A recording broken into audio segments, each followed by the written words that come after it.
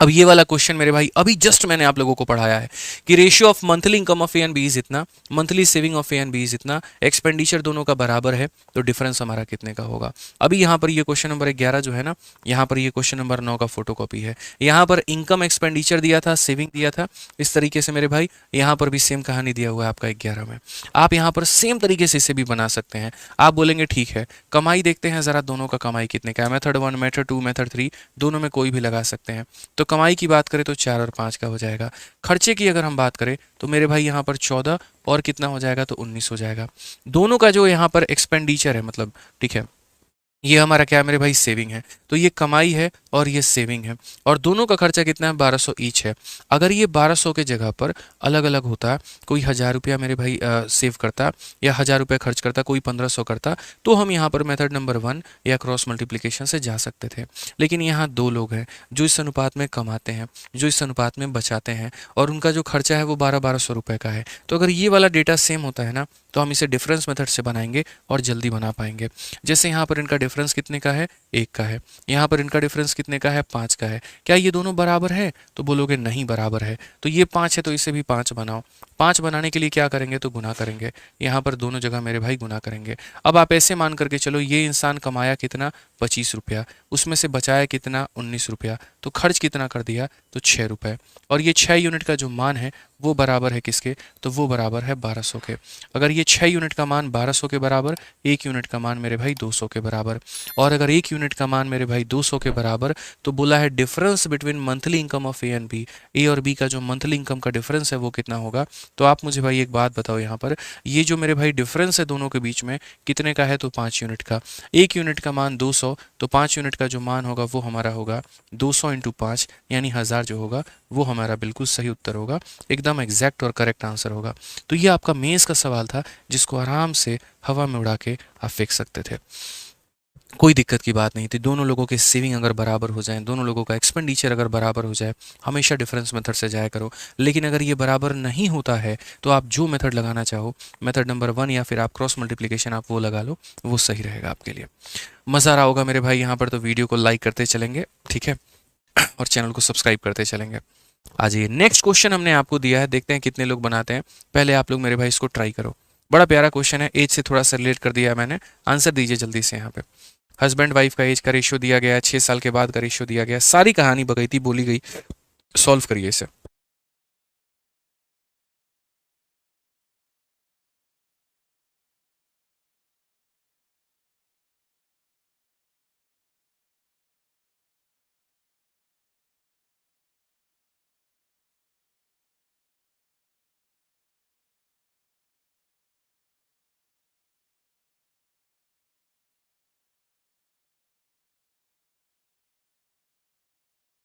बताओ भाई, सुबह से कुछ नहीं खाया यार, बहुत बहुत भूख लगा है, सच बता रहा हूँ मैं।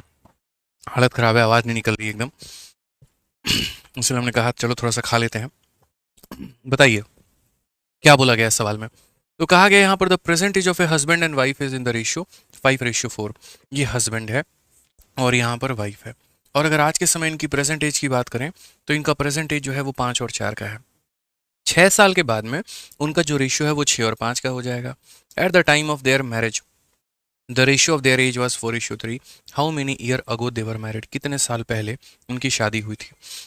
मैं एज के सवालों को हमेशा एक बात बोलता हूँ कि देखो हमेशा बीच में लिखा करो। यहाँ पर प्रेजेंट जो होता है वो यहाँ एकदम बीच के बारे में बताता है। ये जो होता है तुम्हारा क्या होता है, प्रेजेंट होता है। बीच में जब आप होते हैं तो कहाँ पर होते हैं, प्रेजेंट में। अगर आप पहले जाते हैं तो यहाँ पर पास्ट में चले जाते हैं, और आगे जाते हैं तो फ्यूचर में चले जाते हैं। तो अगर आज के समय प्रेजेंट सिनेरियो की हम बात करें तो प्रेजेंट सिनेरियो में मेरे भाई यहाँ पर इनका जो एज होगा वो 5 और 4 का होगा।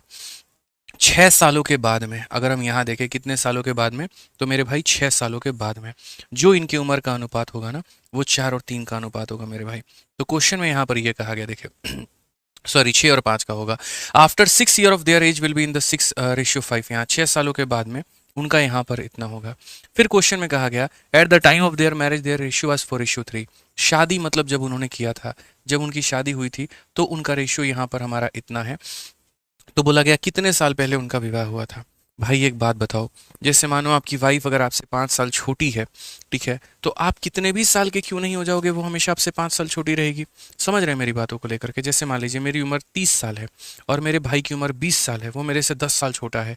तो मेरी उम्र अगर 31 होगी तो उसकी 21 होगी, मेरी 32 है तो उसकी 22 होगी। यानी जो हमारा गैप है वो हमेशा बरकरार रहेगा।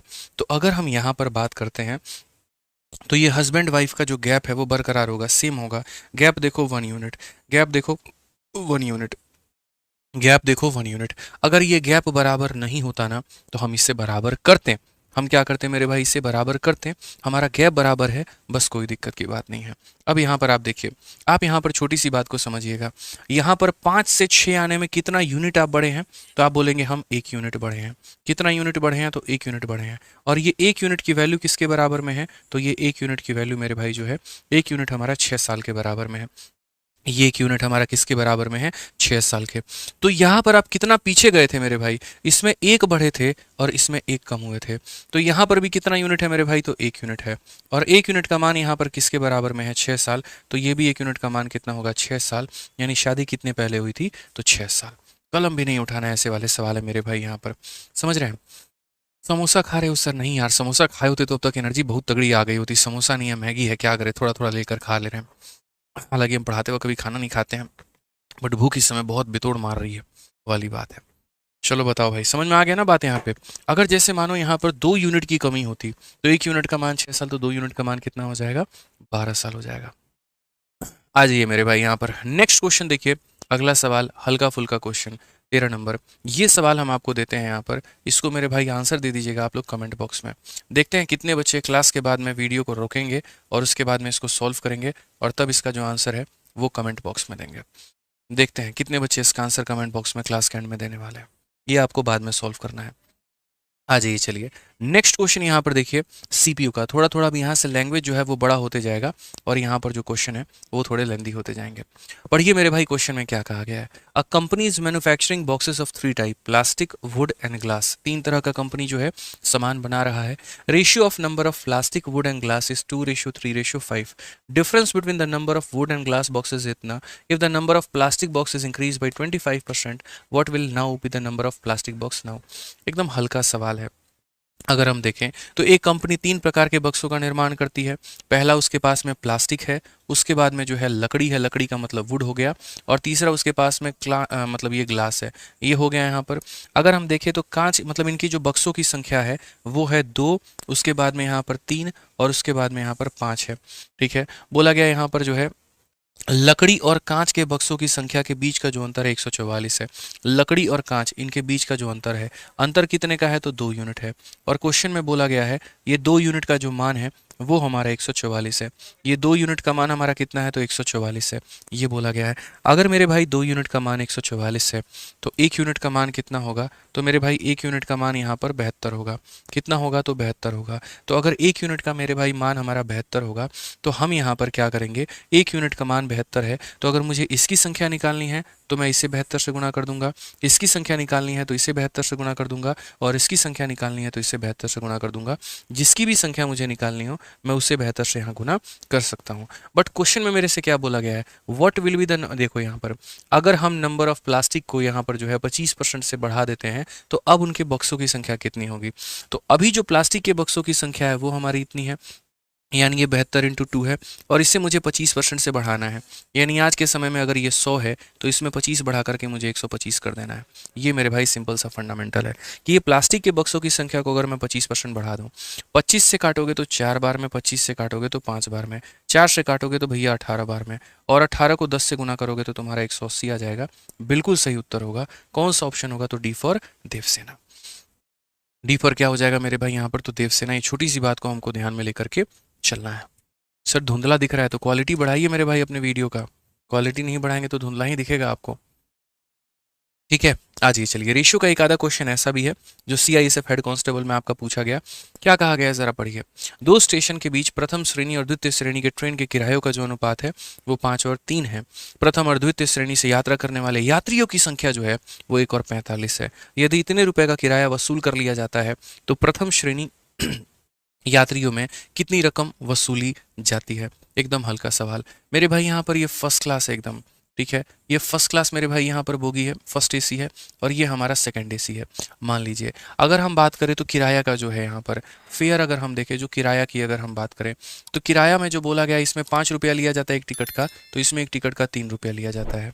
उसके बाद में इसमें जो सवारी की संख्या है, इसमें अगर मान लीजिए एक पैसेंजर जा रहा है तो इसमें 45 पैसेंजर जो है वो जा रहे हैं, ठीक है। अब एक बात बताओ, इसके द्वारा जो मेरे भाई भाड़ा होगा, जो कमाई होगी, जो अर्निंग होगी, जो फेयर होगा यहाँ पर एक तरीके से, ठीक है ना, मतलब यहाँ पर एक तरीके से अगर हम देखें कि कितनी कमाई हमारी बन पा रही है तो वो हम कमाई कैसे निकालेंगे। तो आप यहाँ पर ये बात बोल पाएंगे, गुरुजी इस बात को समझिए, यहाँ पर 5 रुपया का टिकट है, एक व्यक्ति जा रहा है तो 5 रुपया कमाई होगा, और यहाँ पर 3 रुपये का टिकट है, 45 लोग जा रहे हैं तो 3 × 45 यहाँ पर कितना हो जाएगा, 135 रुपये का कमाई यहाँ पर होगा।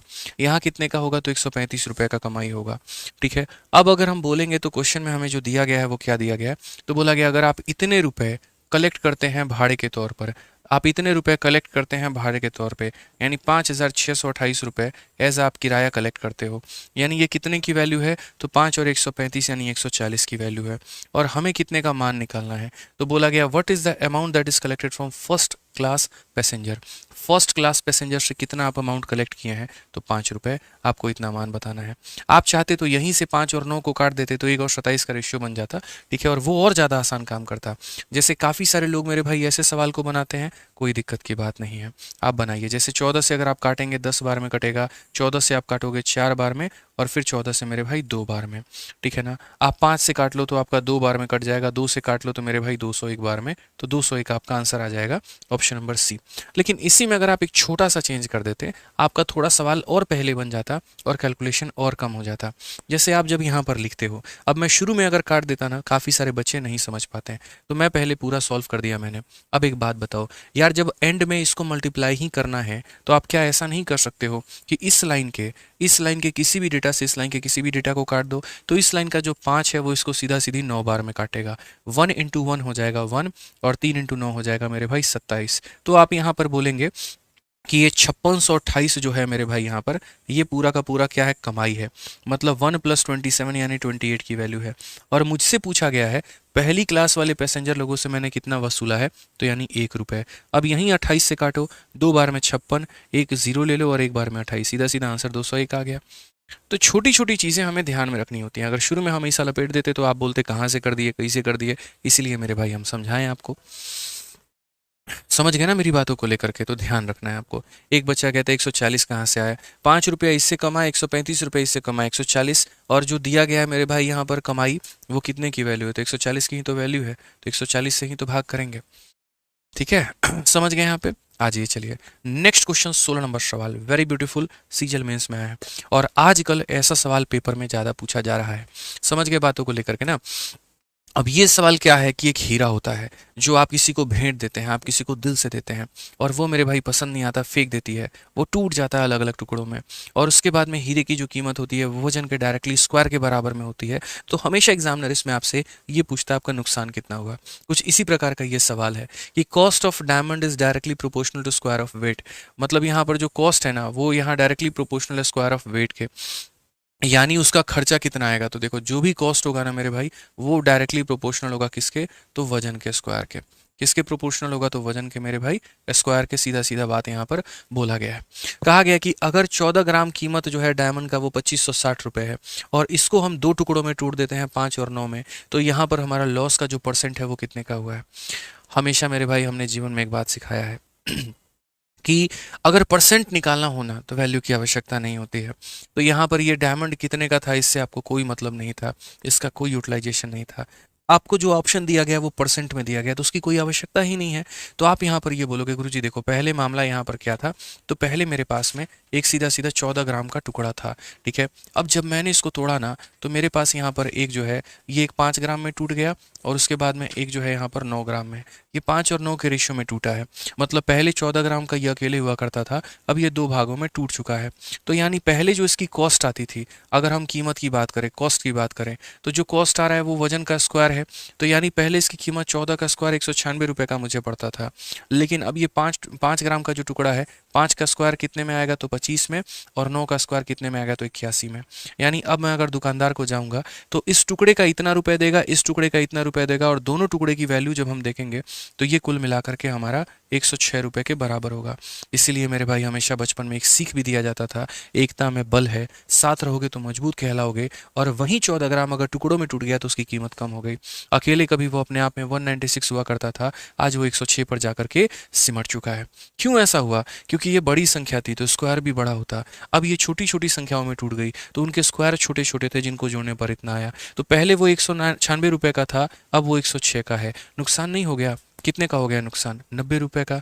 तो यहाँ देखेंगे तो यहाँ से यहाँ पर जाने में 90 रुपए का नुकसान कितने के ऊपर में हो गया तो 196 के ऊपर में। तो 90/196 इंटू कितना करेंगे तो इंटू 100 करेंगे।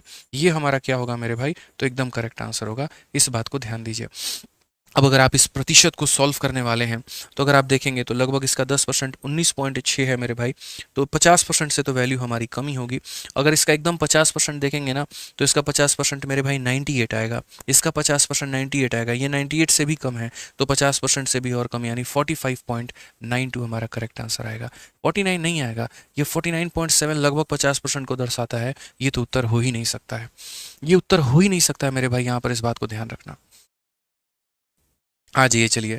अब जिस तरीके से भी हमने आपको रेशियो कराया तो मेरे भाई चंद सवाल जो है वो प्रोपोर्शन के भी देख लीजिए, छोटे मोटे जो आपके पेपर में आ सकते हैं, उनको भी फोकस करना है। क्या बोला गया है ज़रा यहाँ सवाल में पढ़िए।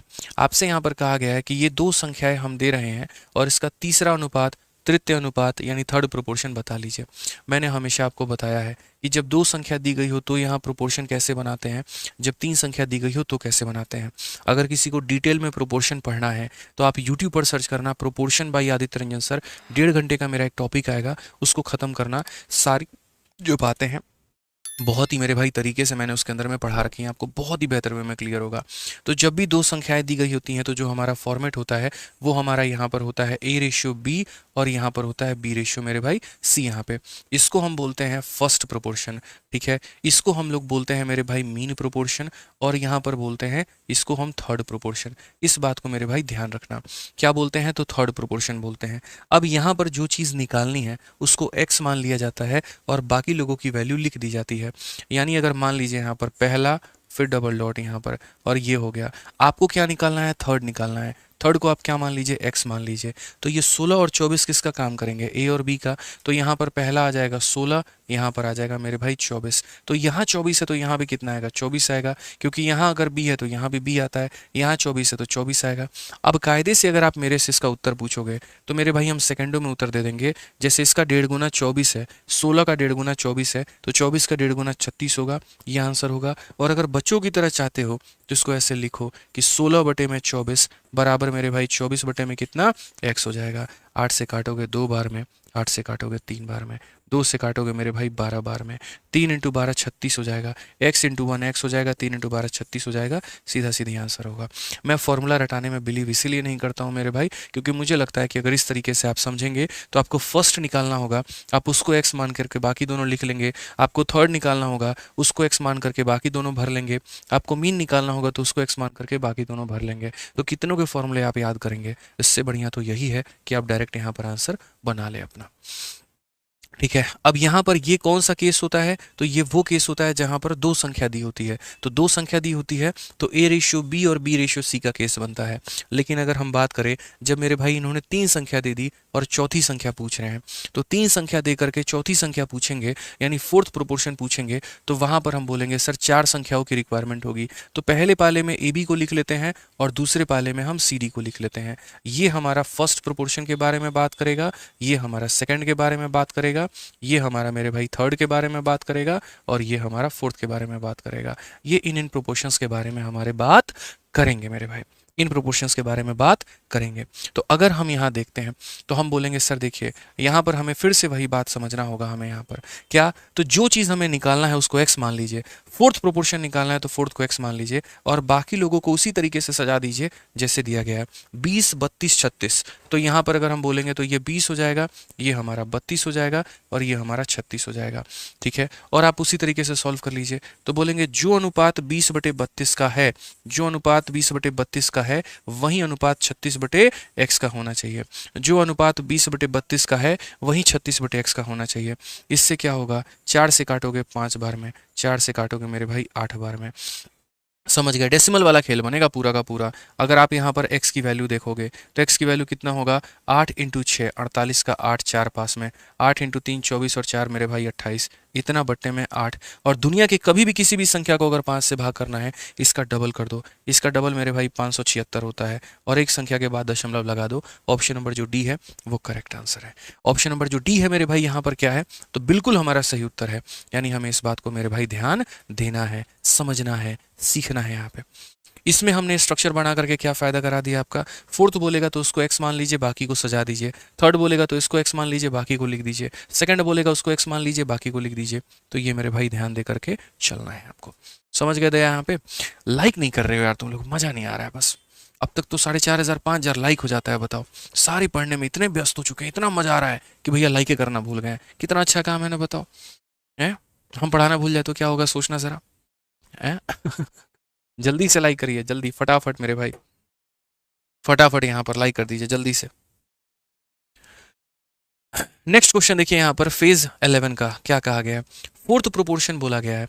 किसका फोर्थ प्रोपोर्शन, तो find the fourth proportion of the following number, 1/3 of 6, 4/5 of इतना एंड इतना। कोई दिक्कत नहीं है, पहले इन समीकरण को हल कर लेते हैं और हल करने के बाद में उनका वैल्यू निकाल देंगे। तो यहाँ पर इसका 1/3 निकालने को कहा गया। हमने कहा सवाल है बताओ यहाँ पर 1/3 किसका, 6 का, तो 1/3 कितना हो जाएगा, 2 हो जाएगा। यहाँ पर 4/5 किसका, 15 का, तो 5 से काटेंगे 3 बार में, 4 इंटू 3 हमारा 12 हो जाएगा मेरे भाई यहाँ पर इसका। ठीक है, 3/7 किसका, 21 का, तो इसका 3/7 कितना होगा, तो मेरे भाई यहाँ पर 9 हो जाएगा। अब इनका मेरे भाई क्या बोला गया है, तो 2 का, 12 का, 9 का, सबका बदला लेगा रे तेरा फैसल है, यही है ना, नहीं, यहाँ फोर्थ प्रोपोर्शन बोला है। तो फोर्थ का मतलब पहला खाली, दूसरा मेरे भाई खाली, तीसरा खाली और चौथा खाली। जो बोला गया है उसको x मान लो और बाकी तीनों जगह पर वहीं भर दो जो दिया गया है। 2 हो गया, 12 हो गया और 9 हो गया। अगर इसका भैया 6 गुना है ना यहाँ पर, ये अगर ये इसका 6 गुना है तो इसका यहाँ पर 6 गुना कितना होगा, 54 होगा। कौन सा आंसर होगा, बी जो है हमारा बिल्कुल सही उत्तर होगा। सर आपकी कृपा से सारा क्वेश्चन बन रहा है, चलिए बहुत बढ़िया, ऐसे ही पढ़ाई करो, सब कुछ बहुत अच्छे तरीके से कवर अप करवाएं हम हर जगह पे। अच्छे से पढ़ोगे तो सब हो जाएगा, कोई दिक्कत नहीं है। आ जाइए नेक्स्ट क्वेश्चन मेरे भाई, यहाँ देख लीजिए अगला सवाल यहाँ पर क्या है, बड़ा ही प्यारा लाजवाब छोटू मोटू क्वेश्चन यहाँ पर फेज 11 में पूछा गया है और आपके पेपर में पूछा जा सकता है। कहा गया है भैया यहाँ पर समझिए, let m denote the mean proportion of इतना एंड इतना। मीन प्रोपोर्शन भी तो जरूरी था, वो भी कहाँ कवर किए थे। तो यहाँ पर बोलेंगे सर देखिए मीन प्रोपोर्शन का मतलब यहाँ पर क्या होता है, MP का मतलब मेंबर ऑफ पार्लियामेंट नहीं, MP का मतलब मीन प्रोपोर्शन। और जीवन में कभी भी किसी भी दो संख्याओं का मीन प्रोपोर्शन निकालना हो तो उन दोनों को मेरे भाई गुना करो और उसको रूट लगा दो। तो दोनों को गुना करके रूट लगा दिया, तो 16 का 9 गुना 144, 144 का रूट करेंगे तो 12। तो मीन प्रोपोर्शन कितना है, तो मीन प्रोपोर्शन 12 है। तो सिर्फ मैंने यहाँ पर पढ़ा कि अगर m डिनोट करता है मीन प्रोपोर्शन, वो भी किसका, 16 का 9 का, यानी 16 और 9 का मीन प्रोपोर्शन हो गया 12। और n डिनोट करता है क्या, थर्ड प्रोपोर्शन, वो भी किसका, तो 9 का और 15 का। तो थर्ड प्रोपोर्शन में हम क्या लिखते हैं, तो a हो जाता है, फिर उसके बाद में b हो जाता है, फिर b हो जाता है और c हो जाता है। ये फर्स्ट होता है, ये मीन होता है, ये थर्ड होता है। ठीक है, फर्स्ट होता है, मीन होता है, थर्ड होता है। मुझे क्या निकालना है, n की वैल्यू। n यहाँ पर क्या है, तो आप बोलेंगे गुरुजी n जो है यहाँ पर थर्ड प्रोपोर्शन है, यानी थर्ड प्रोपोर्शन की वैल्यू n है। तो बाकी दोनों संख्या को वैसे ही भर देंगे जैसे दिया गया है, 9 और 15 मेरे भाई। तो आप बोलेंगे हाँ जी, तो यहाँ पर मेरे भाई 9 है और यहाँ पर 15 है, यहाँ पर 15 है और यहाँ पर n है। समझ रहे हैं, a/b और b/c यहाँ पर।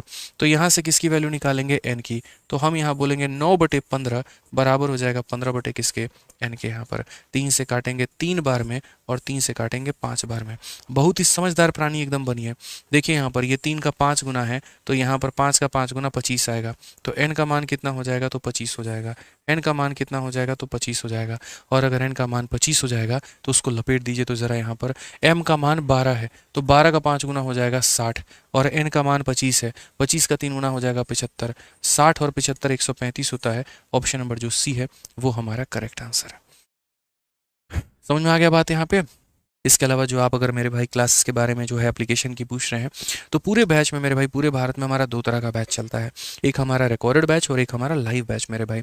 जिन बच्चों को सिलेबस थोड़ा जल्दी कवर अप करना है, जिनको थोड़ा आसान तरीके से कवर अप करना है, जिनके पास में महीना, 2 महीना, 4 महीना, 5 महीना है, जो 2x की स्पीड में वीडियो तक को देख करके ख़त्म करना चाहते हैं, जो एक एक दिन में 2-2 4-4 वीडियो देख करके अपने सिलेबस को निपटाना चाहते हैं, या कोई सिर्फ एक टॉपिक ज्योमेट्री में डाउट है, या एडवांस मैथ में दिक्कत है, या अरिथमेटिक मैथ में दिक्कत है, वो सभी बच्चे आराम से अपना मैथ्स का रिकॉर्डेड बैच लीजिए, अपने सिलेबस को अपने हिसाब से ख़त्म करिए।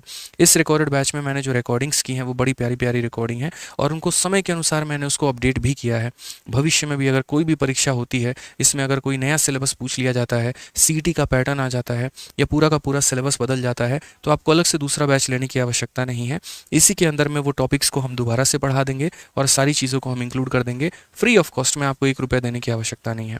आप एक मोबाइल का रिचार्ज करते हैं, 200 रुपये का होता है, जो 1 महीने के अंदर में आपका वैलिडिटी, जो 1 महीने भी नहीं मिलता, 28 दिन मिलता है, और उतने में आपका ये खत्म हो जाता है।